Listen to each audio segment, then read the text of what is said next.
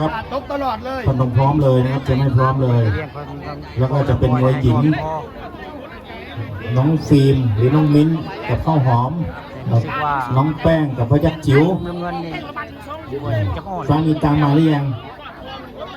โบคือดอก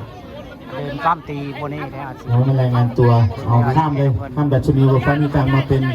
เพชรสายฟ้ากับพลอยสิริเลยนะครับใจคนเงินโบแน่นอนเลยเตรียมเลยงอมเตรียมเลยเลี้ยงสร้างเดินเรื่องไปครับก่อนรอจังหวะเดียวครับโดนเลยนะไหนเข้าได้ก่อนพอเลยดูหามตัว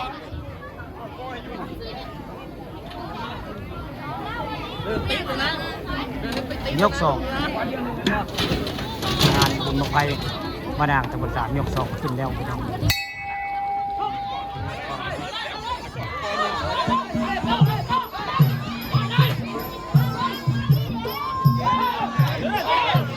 เชียร์ไปเล่นไปทาไปครับกระเป๋าออกมาพี่น้องชาวดงหลวงเหล่าสามัคคีดงต้องเล่นแล้วฝ่ายแดงต้องเชียร์แล้วกระเป๋าออกมา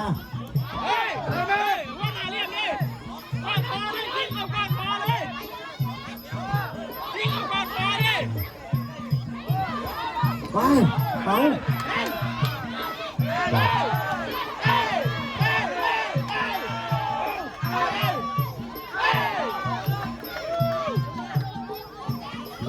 เล่นกัน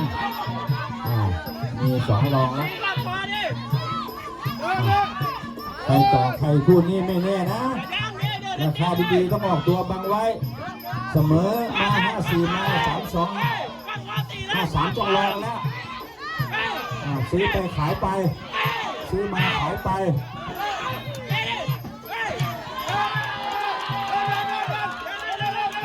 เดินแล้วจังหวะนี้แม่ใครต่อใครลองใครนี่สีสันอย่าปั๊มเลย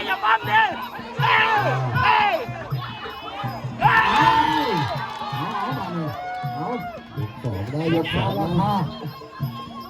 เดี๋ยวผมจะได้ยกไปนะครับรายการเล็กๆแต่ว่าคนดูหนาตาน้องก็นั่นเลยเดี๋ยวเยอะเลยครับตอนนี้ครับ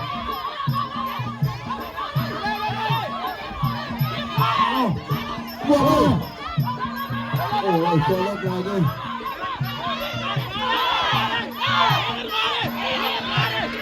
อะไรเกิดขึ้นเลยเกินเลยเฮ้ยไม่แน่ยกสองได้นั้นเดี๋ยวต้องแก้เกมแล้วเอากับเชือกนี่เขากับเชือกเนาะ